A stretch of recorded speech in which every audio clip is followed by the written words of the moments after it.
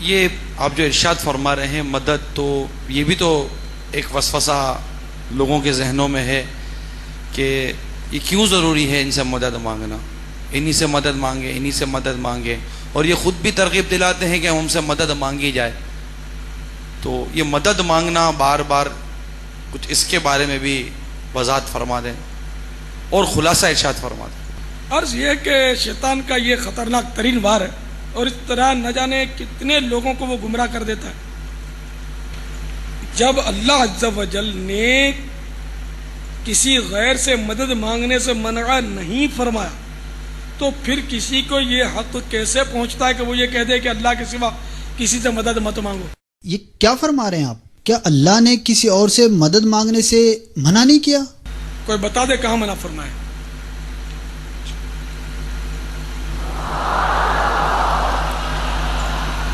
کرچے ایسی آیتیں ہیں جن سے استدلال ہو سکتا ہے، لیکن وہ استدلال جو ہے وہ غلط ہے، اس لیے کہ دوسری آیتوں سے ورنہ تضاد پیدا ہوگا، اور کہیں بھی قرآنی آیات میں تضاد نہیں.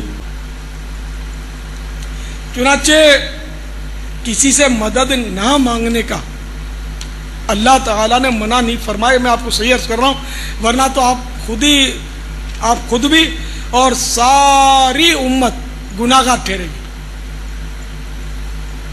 کہ اللہ کے سوا اگر کسی سے مدد مانگنی منع ہو جائے. آپ یہ بتائیے، یہ آپ نے کہیں آتے جاتے یہ بورڈ پڑھے اپنے ملک میں، مددگار پولیس جی، ٹیلی فون نمبر 15 ہوتا ہے، ٹھیک ہے نا، یہ لکھا ہوتا ہے واٹ از دس. تو یہ تو سارے کے سارے، یہ مدد مانگنا اگر گناہ ہے، گناہ بھی نہیں بلکہ بعضوں کا شیطان وسوسہ ڈالتا ہے تو شرک ہے کہ مدد مانگنا تو مدد کرنا تو اللہ ہی کی صفت ہے، اللہ ہی مدد پر قادر ہے اور کوئی مدد کر ہی نہیں سکتا. اسی طرح کی باتیں ہیں ہے نا، کرتا ہے نا، وسوسہ ڈالتا ہے شیطان. تو میرے بھولے بھالے مدنی بیٹے، آپ غور تو کیجئے کہ یہ مددگار پولیس، یہ دعویٰ کرنے والے تھانے والے سب مشرک ہو گئے، اسلام سے خارج ہو گئے معاذ اللہ. دنیا میں یہ دستور ہے کہ حکیم مدد کرتا ہے، ظلم سے بچاتا ہے، حکیم دوا دیتا ہے، دوا دینا بھی تو مدد ہی ہے. اور پھر یہ کہ ٹھوک بجا کر تو کہتے ہیں کہ فلاں ڈاکٹر کے علاج سے میں ٹھیک ہو گیا. آپ مسلمان رہے کیا اس وسوسے کے تحت ہیں؟ تو شرک نہیں ہو گیا؟ يدعو من دون اللہ ما لا يضره وما لا ينفعه، اور وہ پکارتے ہیں ایسی ہستیوں کو اللہ کے سوا کہ جو نہ انہیں نقصان دے سکتی ہیں اور نہ نفع دے سکتی ہیں. ذالک هو الضلال البعید، اور یہ تو انتہائی گمراہی کی چیز ہے کہ انسان ایسی ہستیوں کو پکارنا شروع کر دے کہ جو نہ نفع دے سکتی ہیں اور نہ نقصان دے سکتی ہیں.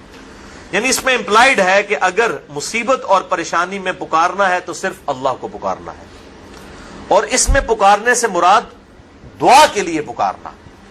ایک ہے ظاہری اسباب کے لیے پکارنا، مثال کے طور پر میں کہتا ہوں بھائی مجھے پانی پلا دیں، یہ ظاہری سبب ہے. اس کو اختیار کرنا عین قرآن کا حکم ہے. قرآن حکیم میں ہی سورۃ المائدہ میں آیا وَتَعَاوَنُوا عَلَى الْبِرِّ وَالتَّقْوَى وَلَا تَعَاوَنُوا عَلَى الْإِثْمِ وَالْعُدْوَانِ، نیکی اور پرہیزگاری کے کاموں میں ایک دوسرے کی مدد کرو اور برائی کے کاموں میں الگ رہو. تو یہ قرآن نے ہمیں حکم دیا ہے کہ ظاہری اسباب اختیار کرنے ہیں.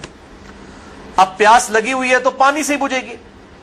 اگر کوئی شخص صرف دعا کرتا رہتا ہے اللہ میری پیاس بجھا دے اور وہ پانی نہیں پیتا تو اسے یہ کہا جائے گا وہ قرآن و سنت کی تعلیمات کے خلاف چل رہا ہے.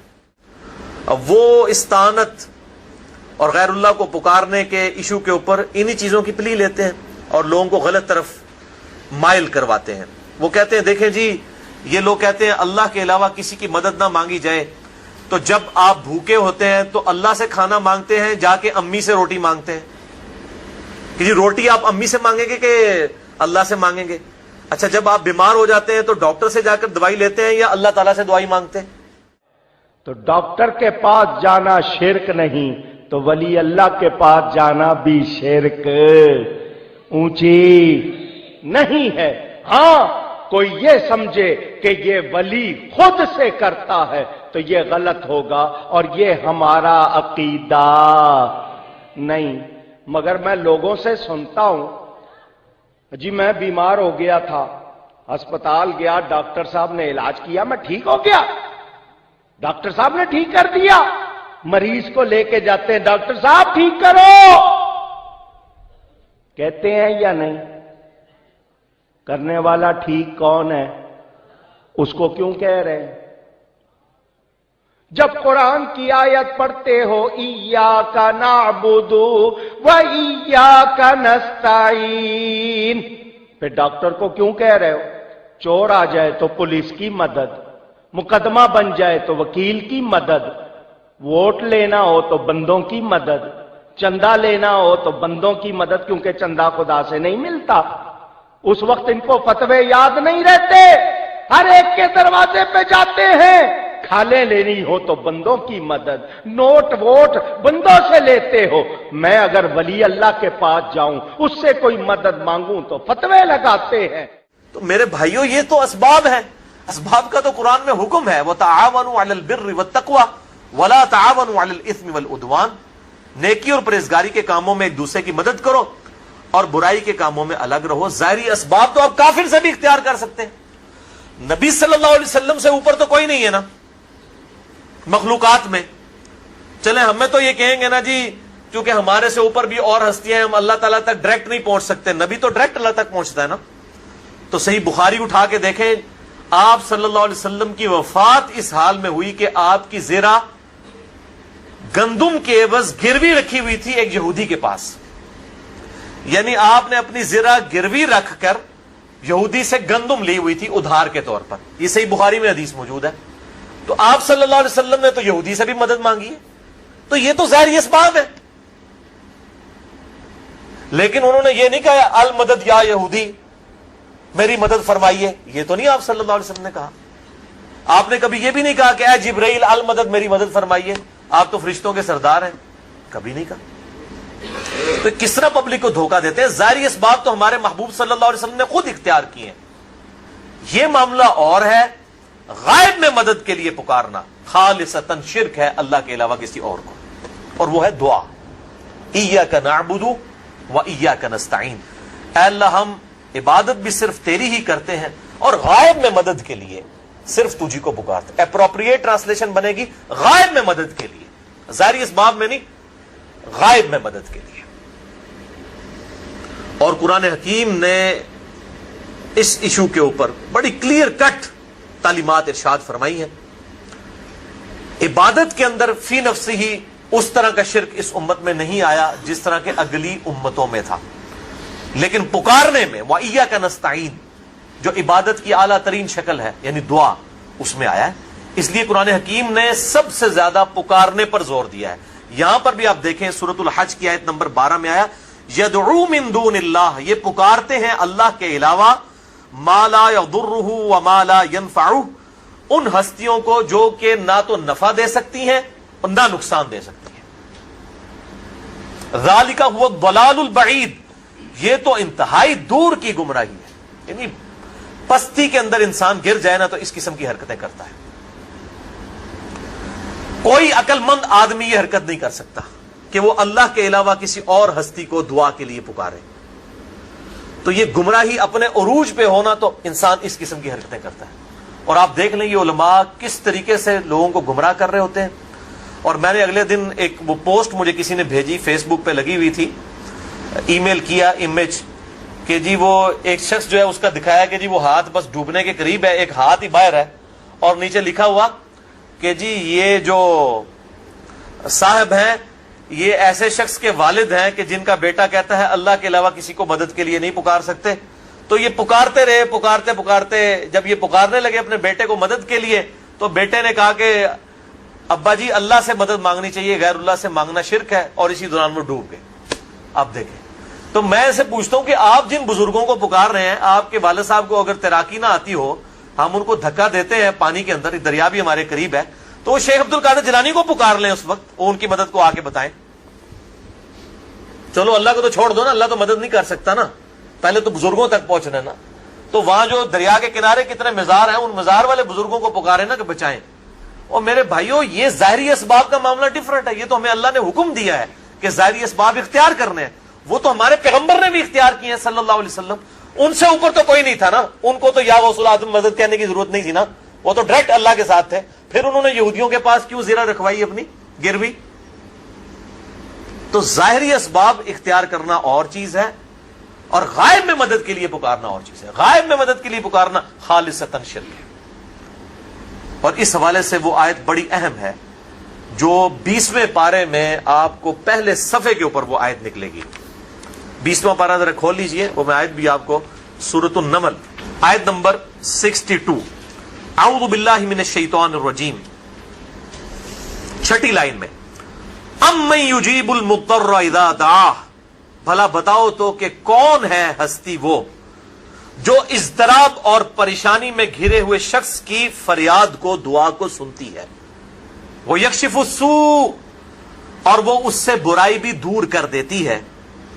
وَيَجْعَلُكُمْ خُلَفَاءَ الْأَرْضِ, اور وہی ہستی ہے کہ جو تمہیں اگلوں کا خلیفہ کرتی ہے دنیا پر. یعنی تمہارے باپ دادا مرتے ہیں تو تم مر جاؤ گے تو تمہاری اولاد. یہ کون ہستی ہے جو اس طریقے سے یہ سارے معاملات کو لے کر چل رہی ہے؟ کون سے معاملات کو؟ اضطراب میں گھرے ہوئے شخص کی دعا کو قبول کرنا, اس سے برائی کو, اس کی تکلیف کو دور کرنا, اور تمہیں اگلوں کا زمین پر خلیفہ کرنا. اِلَٰهٌ مَّعَ اللَّهِ, کیا اللہ کے ساتھ کوئی اور الہ بھی ہے؟ قَلِيلًا مَّا تَذَكَّرُونَ, لیکن بہت کم ہی لوگ نصیحت حاصل کرتے ہیں.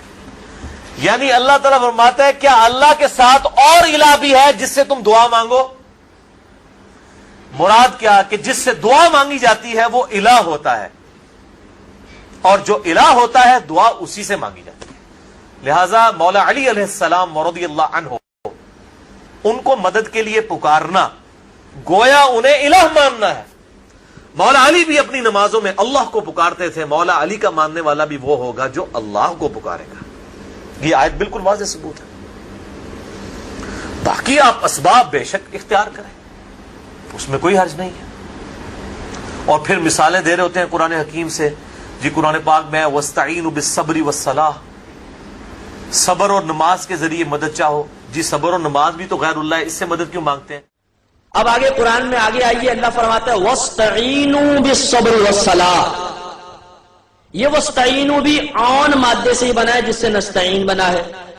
تو ایک طرف ہے اِيَّاكَ نَعْبُدُ وَإِيَّاكَ نَسْتَعِينُ, اے اللہ خاص تیری عبادت کرتے ہیں, تجھی سے مدد طلب کرتے ہیں. اور دوسری طرف اللہ خود انہی حروف اصلیہ کے ساتھ بیان فرما رہا ہے وَاسْتَعِينُوا بِالصَّبْرِ وَالصَّلَاةِ, صبر اور نماز سے مدد طلب کرو.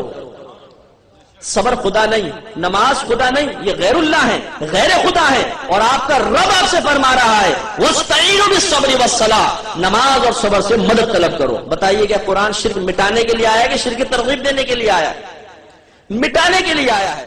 وہ میرے بھائیوں کب ہم مدد مانگتے ہیں؟ ہم کیا کہتے ہیں؟ المدد یا نماز, المدد یا صبر. کون کہتا ہے؟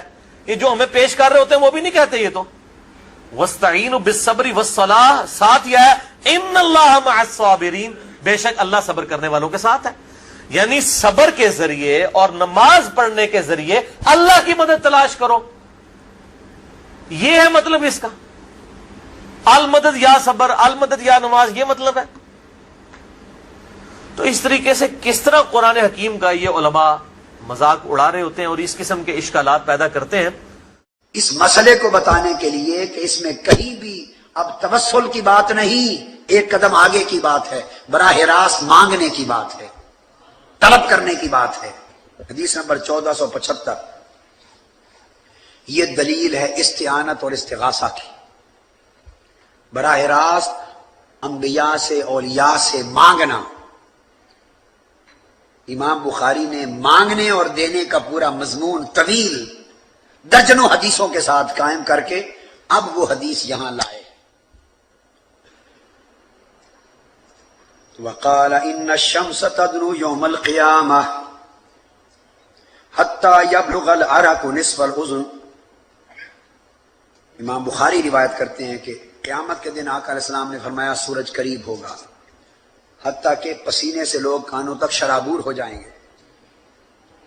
فبیناہم کذالک, اب کیا لفظ, کذالک استغاثوا بآدم, تو ساری امتیں کل اہل محشر جمع ہو کر حضرت آدم علیہ السلام کی خدمت میں جائیں گے اور قیامت کے دن کہیں گے آدم ہماری مدد کریں. آج آپ ہمارے غوث بنے، کذالک استغاثوا، سب مل کر آدم علیہ السلام سے مدد مانگیں گے. اب سوال پیدا ہوتا ہے، اتنا بڑا اجماع کائنات کی تاریخ میں کسی مسئلے پہ نہیں ہوا جتنا اجماع انبیاء سے مدد مانگنے کے مسئلے پر ہوا. رب کائنات خود عرش پر کرسی پر جلوہ فروز ہیں، اور یہ مدد اللہ کے نبی سے مانگی جا رہی ہے. کہاں پر؟ اللہ کے سامنے.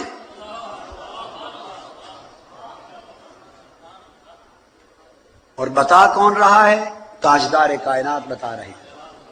وہ یہ نہیں کہیں گے بھئی اللہ سامنے بیٹھا ہے عرش پر، اللہ کے ہوتے ہوئے نبی سے مدد مانگنے جا رہے ہو. اتنا بڑا شرک، اتنا بڑا شرک.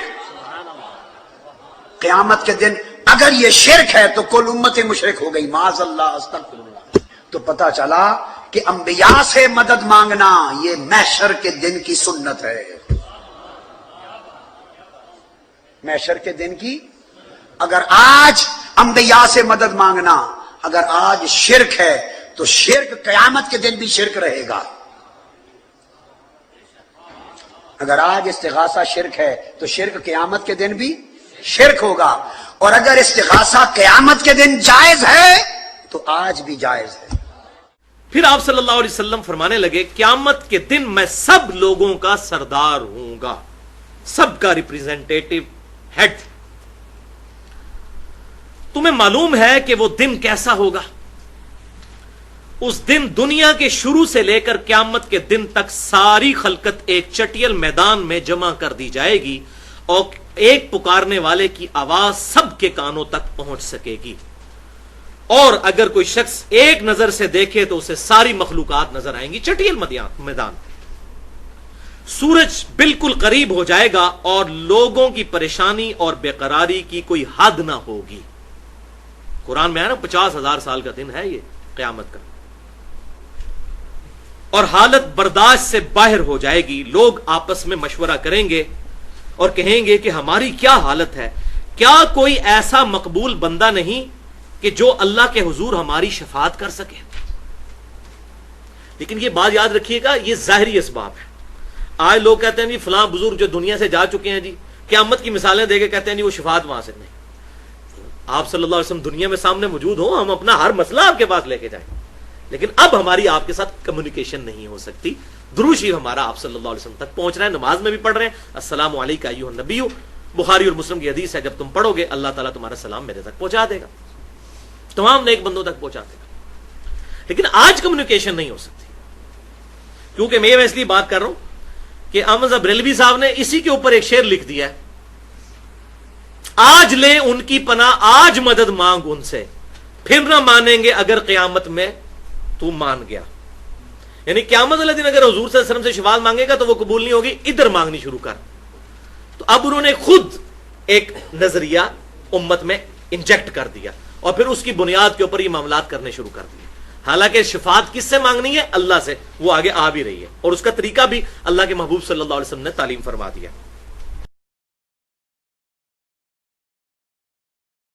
اچھا علی بھائی یہ بتائیں آپ نمازیں کتنی پڑھتے ہیں روز؟ نمازیں، فرض نمازیں تو میں 5 پڑھتا ہوں، باقی جو نفلی نمازیں ہیں وہ میرا اور اللہ کا معاملہ ہے، میں اس کو آپ پہ 50 کیوں نہیں پڑھتے؟ 50 اس لیے نہیں پڑھتا کہ بخاری اور مسلم میں حدیث ہے کہ امت 5 نمازیں پڑھے گی اور من جاء بالحسنۃ فلہ عشر امثالھا، سورہ الانعام کی آیت ہے، جو کوئی ایک نیکی لے کے آئے گا اس کو 10 ملیں گی. اور بخاری مسلم میں الفاظ ہیں کہ نبی علیہ السلام کو کہا گیا کہ آپ کی امت پڑھے گی تو 5 لیکن 10 گنا یعنی 50 کا ثواب ملے گا. لیکن آپ کو شروع میں تو 50 کا حکم دیا گیا نا، 50 کا ملا گیا. پھر سیدنا موسیٰ علیہ السلام سے ملاقات ہوئی، انہوں نے سفارش کی، وہ پھر اللہ کے پاس گئے. غیر اللہ کی مدد کیوں مان رہے ہیں آپ 50 پڑھیں؟ نہیں، غیر اللہ کی مدد تو ہم مان ہی نہیں رہے. غیر اللہ کی مدد تو تب ہو کہ جب نبی صلی اللہ علیہ وسلم نے وہاں پر کھڑے ہو کر آنکھیں بند کر کے کہا ہو کہ المدد یا موسیٰ علیہ السلام جو یہاں سے ہزاروں کلومیٹر دور ہے میری مدد کو پہنچیے. وہ تو موسیٰ علیہ السلام سامنے موجود تھے، سبب تھا. موسیٰ علیہ السلام نے مشورہ دیا تو واپس چلے گئے. ہمارا تو اختلاف ظاہری اسباب کے ساتھ ہے نہیں. آج نبی علیہ السلام دنیا میں موجود ہو, واللہ ہم اپنا دنیا اور دین کا ہر مسئلہ لے کے حضور کے پاس جائیں, ٹھیک ہے, لیکن آج کی ڈیٹ میں آپ ہمارے سامنے موجود نہیں ہے, قبر مبارک کے اندر ہے. آج ہماری ان سے کمیونیکیشن نہیں ہو سکتی. ہمارا درود و اسلام اللہ تعالیٰ ان تک پہنچاتا ہے. موسیٰ علیہ السلام اور نبی علیہ السلام کی عالم ارواح کے اندر یا وہ برزخ کے اندر ملاقات ہوئی, ادھر نہیں, آسمانوں کے اوپر, اور وہ ظاہری اسباب تھے. غیر اللہ کی مدد سے کیوں ثابت کرتے ہیں؟ اس طرح کی غیر اللہ کی مدد وہاں پہ کدھر آ گئے؟ ظاہری اسباب کے موسیٰ علیہ السلام سامنے موجود ہے. موسیٰ علیہ السلام سبب بنے, مشورہ دیا انہوں نے. وہ کہتے ہیں جی کہ نہیں, ہم نبی صلی اللہ علیہ وآلہ وسلم سے مناجات کرتے ہیں, اور اس لیے یہ دعا نہیں ہے, اس لیے یہ شرک بھی نہیں ہے. یہ جو مناجات کا ان کا کانسیپٹ ہے, وہ مناجات کیا کہتے ہیں, اس سے کیا مراد وہ لے رہے ہوتے ہیں؟